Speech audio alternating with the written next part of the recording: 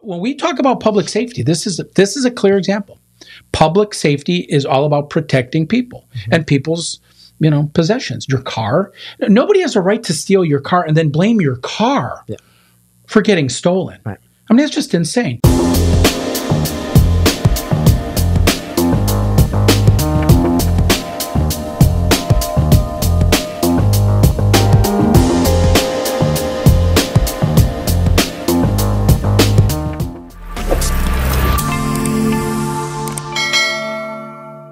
Welcome back to Safety Matters. It's Russ Kendzior here with my sidekick and co-host, Sean. What's going on, Russ? What's going on, Sean? Happy Friday. Sean, got to ask you a question. Have you gotten any of the new merch? You know what? Have you gotten any of the new? Whoa. I absolutely have. Look at you, man. So check out this new Safety Newz hat. It's high quality material we're talking about here. Nice little comfortable fit. You look like one of those reporters that's on site. Like when they go out in a hurricane and they have the Fox News hat on or CNN, whatever it might be. You have that kind of that news reporter look to you today. Thank you. Well, and I feel like I can be flexible with this. Could do it professionally, or if I want to also just it's a Friday, so if I want to be a little edgy, it's just a good look. So better on you. Thank you. So high quality merch is available. Russ, where do we go to get some more? You cannot buy it at Walmart yet. Okay. It's not going to be in Walmart for a while. We're going to have a bunch of stuff coming online. Wait till you see what we got next week. Cheers. A lot of stuff coming on. But Forbes reports that Chicago, the city of, sues Kia and Hyundai after spate of car thefts in the city and nationwide. Have you heard about this? I have not. You have not heard this? No. Makes perfect sense in a Chicago kind of way. Yeah, the headline said that Chicago sued South Korean automakers Hyundai and Kia, which is owned by Hyundai, but operates mostly independently, over their failure to install anti-theft technology in multiple models of their cars. Something the city alleges is behind a steep rise in vehicle thefts and other crimes, which they don't describe what those other crimes are, in the city of Chicago. So if you kind of follow the bouncing ball here, we happen to have a city leader who's blaming the increased amount of crime in the city of Chicago on manufacturers of the cars. It's the car's fault that it's getting stolen. And the manufacturers, well, they're behind it all. So it's kind of one of these crazy stories that I thought we really need to spend some time talking about, because it really is just, it's a crazy story. Yeah. There you go. Kia. You've seen Kias, right? Absolutely. Real happy cars. Everybody loves a Kia. Who doesn't love Kias? Anyhow, the lawsuit noted that engine immobilizers, a security technology that requires a key with a special chip to send an encrypted signal to start the car, are standard in most U.S. sold cars, but are absent in many Kia and Hyundai cars sold in the United States. Now, you know what they're talking about as far as the chip, right?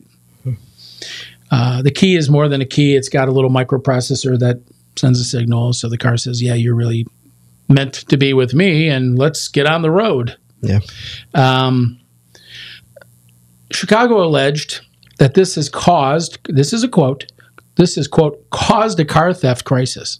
In other words, the key is causing people to steal the car. They noted in 2022, more than 8,000 Kia and Hyundai vehicles were stolen in Chicago alone, which represents 41% of the city's car thefts that year. Whoa. Even though Kia and Hyundai vehicles made up just 7% of the cars in the city. So, wow. The theft and crime that's going rampant, not only in Chicago, but every major city, they're blaming on the makers of the cars. It's their fault that these cars are getting stolen. How about criminals just take the path of least resistance? If it's easier to steal, then a criminal will steal it. But it does take a criminal. It's kind of like the gun issue. Guns are unsafe. Guns kill people. Well, it's usually the person holding the gun. You know what I mean? It's kind of like blaming misspelled words on the pencil. The pencil misspelled a word, not me. No, you misspelled a word, just happen to have that pencil in your hand. Right. And so that's kind of where this is going. Chicago Mayor Brandon Johnson, he's the brand new mayor, just took over from Lori Lightfoot. He called the automaker's failure to include immobilizers, quote, sheer negligence, end quote, and said it is, quote, disproportionately impacts low-income Chicago residents, end quote. Noting that, quote, offenders have used stolen Kia and Hyundai vehicles to commit other crimes, including reckless driving, armed robbery, and murder. Murder. Wow. Murder. The car's murdering people now. Look at what this car's doing. It's driving itself recklessly. Yeah. It's murdering people. Yeah. I mean, it's causing all kinds of trouble. I mean, we have got to get these Kias off the road. And so, again, that's what the man is saying. Right. The lawsuit filed in Illinois State Court is asking the court to impose fines on the two companies, force them to pay damages to the city. That's absurd.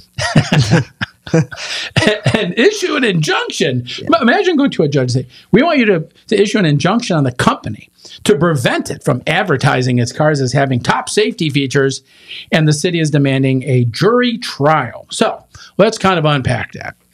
The city is demanding a whole bunch of crap. They're not going to get anything because that's a company that makes a product. Now, if you drive a Hyundai or Kia and it gets stolen more frequently than other cars, what normally happens in a normal world is the insurance industry charges you more for insurance, right? Because that car is more prone to getting stolen. Mm-hmm. So you kind of, as an owner, kind of get slapped because the cost to insure a Kia in the city of Chicago, which crime is rampant, costs more. But what standing does the city of Chicago have in who buys what car? Yeah. For example, if you go back to the 1980s, they didn't have any of these features. So you're going to tell everybody that's driving a classic car, hey. By the way, they're not stealing a lot of classic cars like Joe Biden's 67 Corvette. That's why I think this is a bit interesting, because as the information was presented, it looks like, right, the city wants to play a lot of the accountability and the problem on the car makers. But what I did find interesting was it looks like 40+% of these thefts are within two manufacturers, and they only represent 7% of cars in the area. So it's like everyone who is a part of this, criminals, owners of the cars, the city's in the know that, like, those are the targets. So it's like level one of the problem is there are these thefts that are happening. To me, that's a city issue. But level two is, looks like there may be some susceptibility on these manufacturers there. No, you hit it right on the head. If you're driving a car that's easier to steal, well, criminals will target you. Mm-hmm. Understood. It's like leaving your door to your house open at night, and people know that.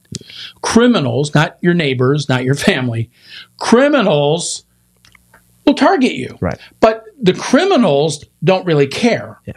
They're criminals. Right. So you don't blame the criminal for being a criminal. Right. But in essence, they're blaming the car for being the target of crime. Yep.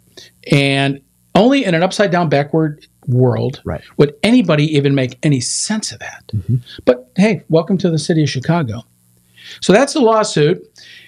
From January to May of this year, 2023, police in Minneapolis, Minnesota received 1,899 theft reports involving Hyundai or Kia vehicles. Again, this is not Chicago, which is almost 18 times the number for the same period in 2022, according to the AP. So what they're really saying here is, yeah, other cities are seeing more Kias and Hyundais being stolen. Yeah. You know what? Because criminals say it's an easy car to steal. Probably a teenager could do it. In fact, a lot of teenagers. Isn't the, is it the Kia, the one that they had the little hamsters driving it? The Soul.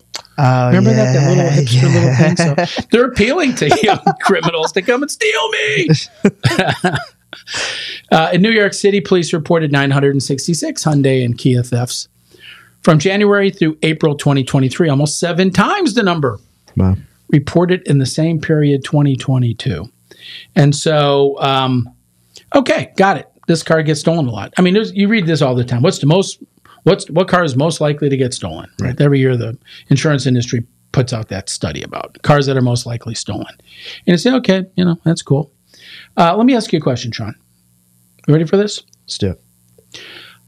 Just give you an idea about how many Kias are sold around the world. The largest market of Kia sales. How many Kias are sold in a year globally? No, right here. I'm giving you the info, man. Oh, I see. Oh, I'm going to ask you that question in a second. Okay. Here's how many Kias are sold in the United States of the production by region. Wow. So U.S. is the biggest consumer of Kias, 21%. Korea is number 2, real close. Then you get Europe, China. Okay, so of all the Kias that are made in the world, 21% wind up on the shores of the USA. So this is top 4, right? That isn't everything, because that wasn't 100%. No, it's not 100%, but it's because you know why? There's a lot of the smaller countries will buy 2%, 1%. Yep. But these are the major buyers. Got it. Okay, so these are the players. So 21% of Kias are sold in the United States, 19% in Korea. Are they having the same theft problem in Korea? That is a question we should ask. I like that you asked that. Just go back to the data. I mean, this is out of control, man. Everybody's stealing Kias in the United States. Is everybody stealing Kias in Korea and Europe? Yeah. You know, they're not stealing many in China because they'll put you in the gulag, right? Mm-hmm. So, and Hyundais are what are Korean made. Right. So is Kia. Obviously, both Korean made, right? So it comes down to criminals and crime. Yeah. Criminals look for opportunity, and they create a lot of opportunity. Here's a question I have for you. What city in the United States? Remember, 21% of all Kias are sold in the U.S. of A. What city and state? I was going to say, those are states now. Those are states. What state? What state? What state? Most Kias, I would say. Texas does think of itself as a country.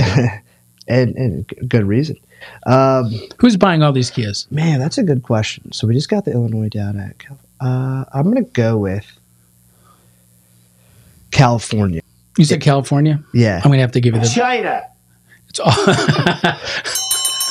Who is China? That's Trump. No, you're right. It actually is California. Okay. There you go. Wow. No way. Okay. Check it out, bro. Holy moly. I just love doing that. It's my favorite button to push on you. California, 896,000 Kias. Florida, number 2. Texas, number 3. New York, well, you got to go past Oklahoma before you get to Illinois. So the question is, how many Kias are getting stolen in Oklahoma? Dang, that is really not that many. Not that many. Huh. Right? Yeah. Okay. Yeah. This is very you telling. say, well, here we are using a little bit of logic. Yep. You know, the more of these cars are sold in California. California obviously has Kias being stolen. They admitted that, but nowhere near like Illinois. So the percentage of Kias being stolen is significantly higher in a state that doesn't buy as many Kias as, well, Texas. It's Texas. Okay. So what do you think? There's Texas. Look at Texas, number 3. No Kia stealing here. Well, I mean, to those numbers. I mean, we're not suing Kia. Right. The state of Texas isn't, or the city of it's Dallas. Absurd when you read it and when you say it like that. It's true. It's like the city is literally trying to say that, you know, you guys are liable, and their lawsuits, like extended lawsuits because of this, that should happen because this is such an issue on the manufacturer. It's like, I just see that as like complete lack of accountability. Right. You guys have a problem. It's not only stupid, talk about frivolous lawsuits. Yeah. There you go. And that's the mayor. The new mayor, man, he's on the ball. He's going to show you that Kia and Hyundai are just going to get their rear ends whooped. Yeah. You know, but again, let's compare this to other security crisis, right? Not safety security, okay? Here's one that's been going around for a while. Reported by Fox News just this past week. California smash and grab thieves steal $500,000 worth of jewelry, store owner says. Okay, a Southern California jewelry store owner says he does not know what the future holds after a group of smash and grabs people, I guess you can call it a gang, stole $500,000 of the jewelry in broad daylight on Tuesday. Samuel Babakian, the owner of Jewels on the Lake in Pasadena, told Fox 11 Los Angeles that the masked men pepper sprayed him in the face just before 2 p.m. and ransacked his store. Quote, I was choking. Babakian said, I didn't see nothing. I didn't even see who they were. I don't even know how many there were. And here's what they did to his store. Dang. They just ravaged the store. Look at this. Look at that. But you know what, Sean? It's his own fault. It's his own fault. Go on. This glass case should have had reinforcement. It's the case's fault. The glass case. You know, see those little stands with the jewelry on it? Those should have been anchored. I mean, there's absolutely no reason why these were stolen. It was the property owner's fault, Sean. Okay, well, I mean, that's the insane correlation. Blame the display, because it was easy to break in. I mean, after all, it was made of glass. Yep. I mean, of course, people are going to steal stuff from the display. It's glass. Yeah. Really, you're going to blame the display? You're going to blame the display. You're going to blame the store owner. It's his fault for this. And you know what we didn't find out from that story, Sean? If the getaway car was a Hyundai or a Kia. Did they escape in a Kia? 2 crimes one day. Yeah, I mean, how about this? You see this like daily, right? People going into large, Nordstrom's going all over. Yeah. Well, where do you see this? You see this in high crime cities. New York, San Francisco, Los Angeles, Chicago. Can I say that enough? High crime, filled with gangs of people that steal stuff.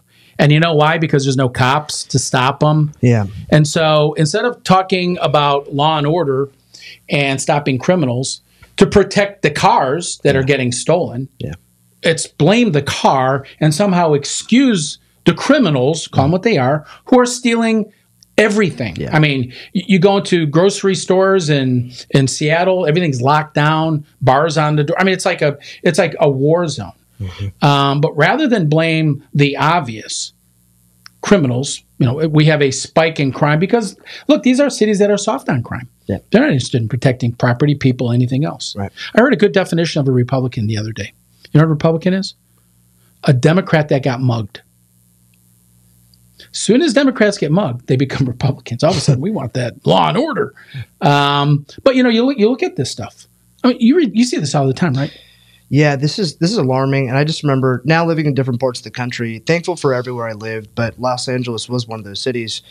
And so, you would experience certain things that, maybe don't apply elsewhere. One of the things I'm wondering, Russ, a question to you is, okay, you've seen safety situations all over. This is a very interesting story, maybe a phenomenon that's growing. Just the extent and the willingness of these criminals, right, to do things in broad daylight. It seems like it's just, it's getting easier in some senses. Are there any cities today in the U.S. where you feel fundamentally unsafe? Well, again, this is a show that we just talk about things openly and honestly. Yeah. What is the common denominator to the high crime cities? What's the common denominator? Why is New York, L.A., San Francisco, Seattle, Portland, Chicago, St. Paul, Minneapolis? Why are they just plagued? Austin, Texas. What is the common denominator that those major metropolitan areas have that one could, analyze the data? I have a guess. What is it? My guess would be ratio of police officer to civilian in a square mile. Yeah, I mean, sum it up. It's soft on crime. Mm-hmm. When you're soft on crime, you say cops are bad, criminals are good, everybody deserves a second chance, a ninth chance, 12th chance. People don't even get arrested. If you get arrested, they let you out. Mm-hmm. It's just soft on crime. So if you're soft on crime, guess what that does? That sends a signal to criminals. Come on in and break in. And then they change the laws. I mean, the prosecutors won't even prosecute. You go to Seattle and it's like, well, unless they stole $900 or more, don't even call us. I mean, call your insurance company. After all, you are insured. As if somehow that's the answer. You know what's really interesting, though, is like if we ran data right across every city in America and we did some level of analysis to say, hey, this is the connection between how many people live in an area, how big that area is, and these are what the police force looks like. And we just started to analyze that data over 5 years and say, okay, we're starting to see some really serious pockets of criminal activity here, not so much here, right? What does the data tell us? Well, we looked at some of these examples of big cities. What I find interesting is those are some of the same cities that have the highest concentrations of wealth. Yeah. Like, I'm not meaning to go on a tirade here, but I was having a conversation with some family members. One of our family members going to San Francisco, excited about it.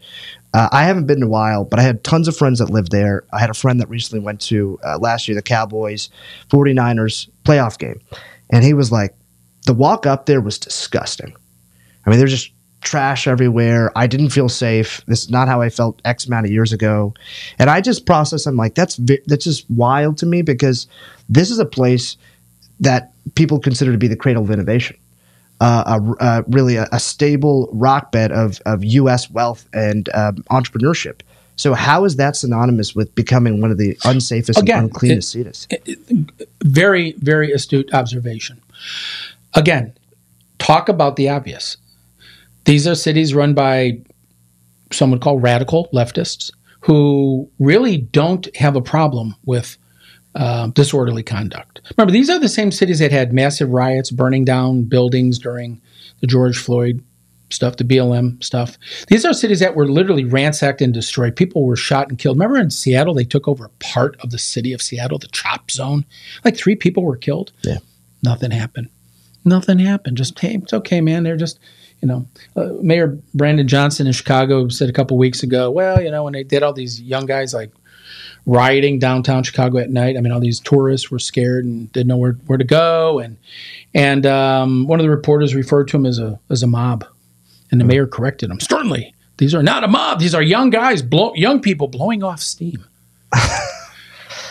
Yeah, and so when you make excuses for crime, what do you expect? But you're going to get more crime.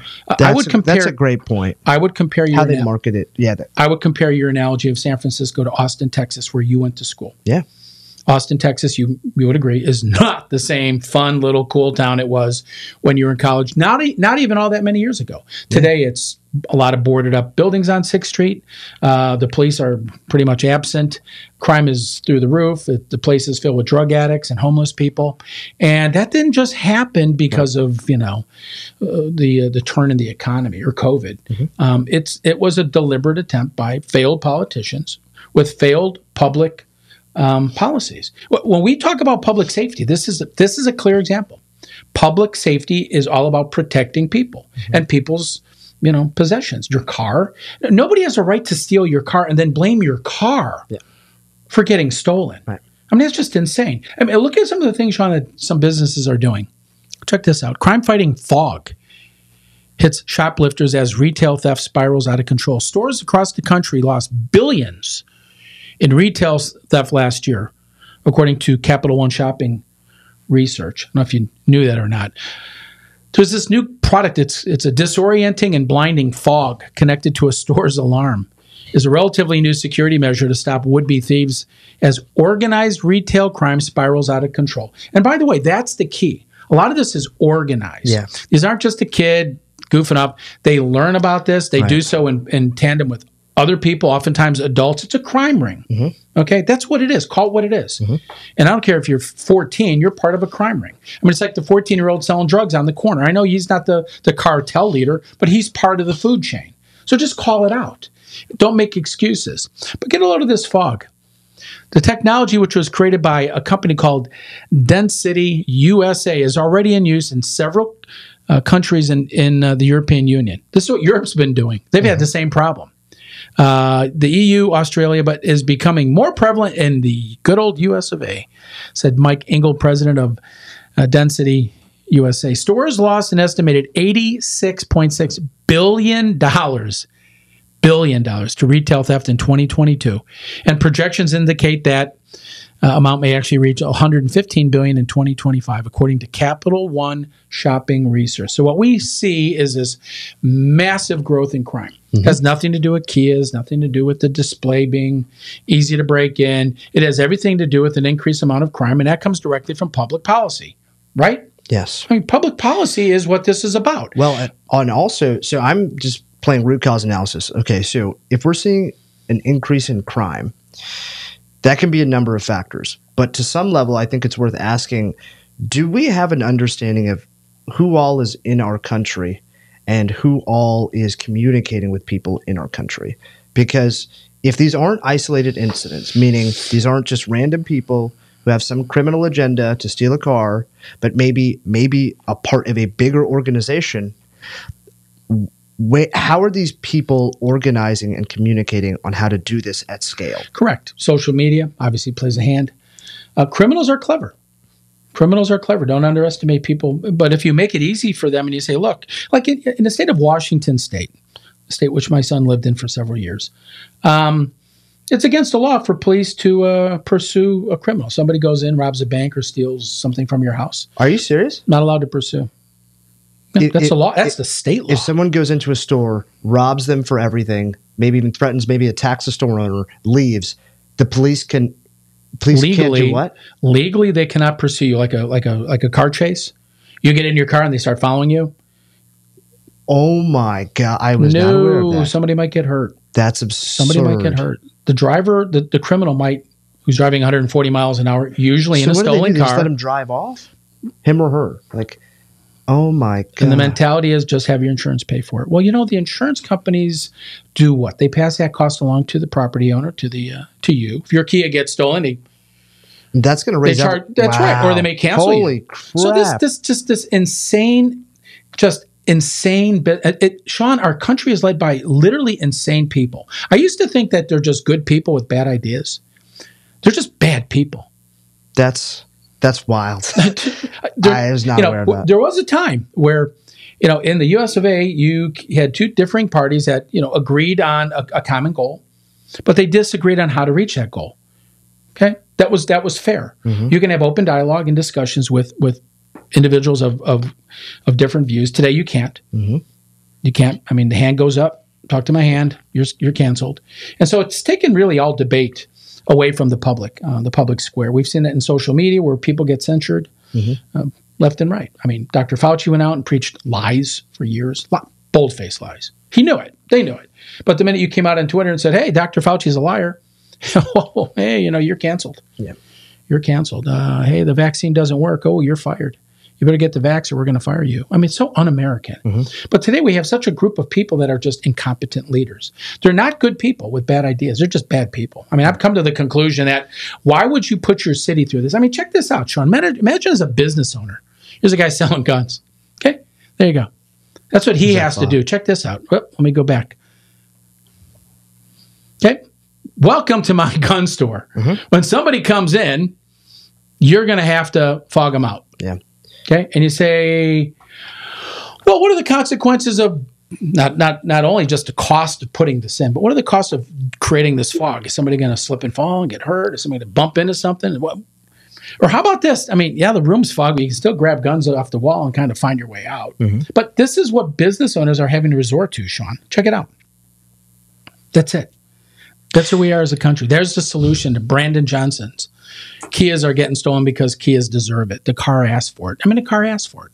It's kind of like the old, back in the day, well, of course that woman got raped. I mean, look at the dress she was wearing. Come on, you don't walk around like that.